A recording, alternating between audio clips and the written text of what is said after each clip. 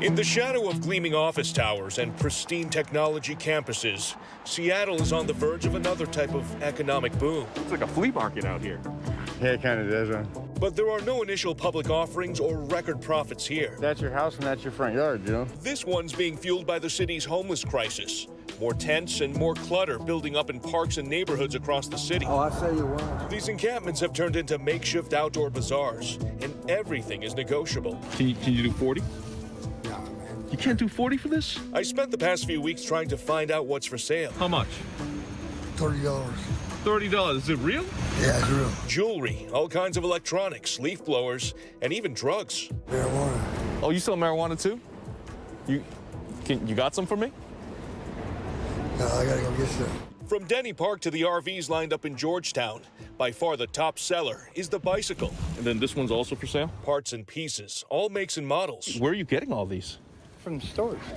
This man in Ballard Commons is selling several brand-name racing bikes hidden under this tarp. You're positive these aren't stolen, right? I'm positive. I guarantee you that. It's a nice bike right there. Travis Morrison isn't so sure. I think most of it is stolen, definitely. For weeks now, he's trekked through multiple homeless encampments, I check, as many Facebook groups. hoping his stolen Surly Crotty monkey bike worth thousands of dollars shows up. What do you think about this underground economy now that's sprung up?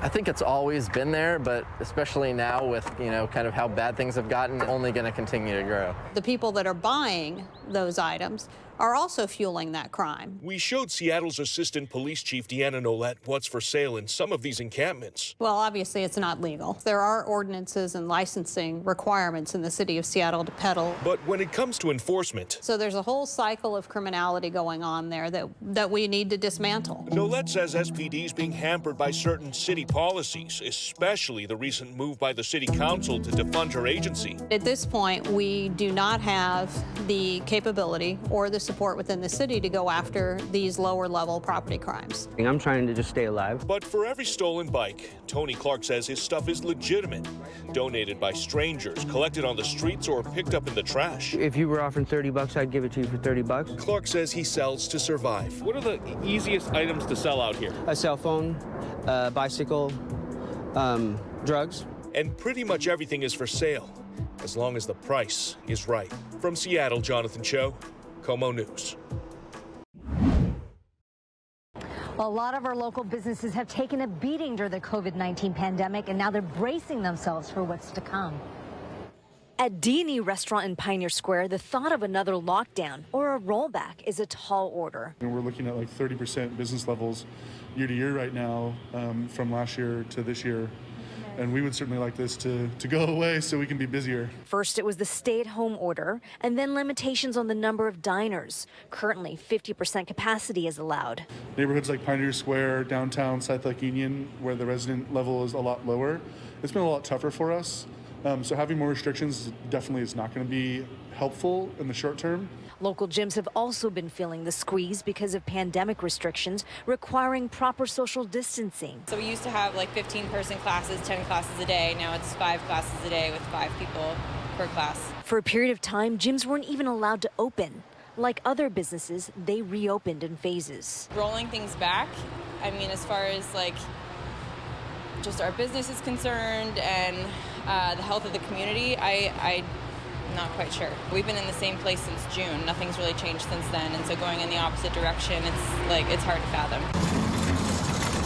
This woman says another round of restrictions or a possible repeat of the stay-at-home order could be devastating. I'm worried about the people that aren't working. I mean, what happens to them if they're not getting, if you can't go to work?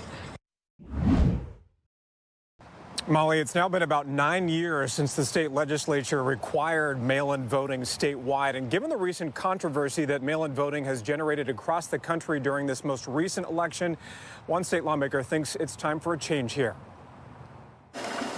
9 days after Election Day, less than 200 ballots still need to be processed inside King County Election Headquarters in Renton, a small fraction of the roughly 27,000 ballots left to be counted statewide. I think it's understandable for people to question what does happen. What are the checks and balances? Director Julie Wise tells me her office has gotten a lot of questions about the process given the recent national conversation about mail-in voting.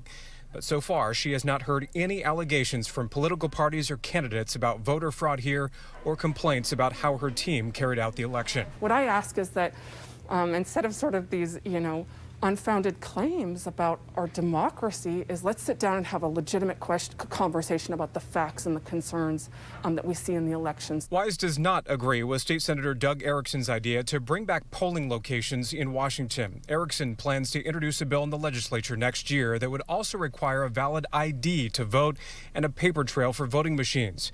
Absentee ballots would be available upon request, and General Election Day would be declared a state holiday. If you're going to have a democracy, particularly a representative democracy, the kind that we live in, I think we need to restore trust in the voting process. It's interesting because to me that proposal of legislation moves Washington state backwards. Wise thinks the vast majority of voters like the convenience of the current system, a system that saw a record number of voters return their ballots early. What I've heard categorically over the last 7-8 months across the country is what a fabulous system Washington state has. Hi, everyone. I'm Preston Phillips from KOMO News. Thanks for checking out the KOMO YouTube channel. You can see more of our videos right here by clicking on the video links for more news from the Seattle area and Western Washington. Oh, and don't forget to click the subscribe button below so you don't miss our YouTube updates.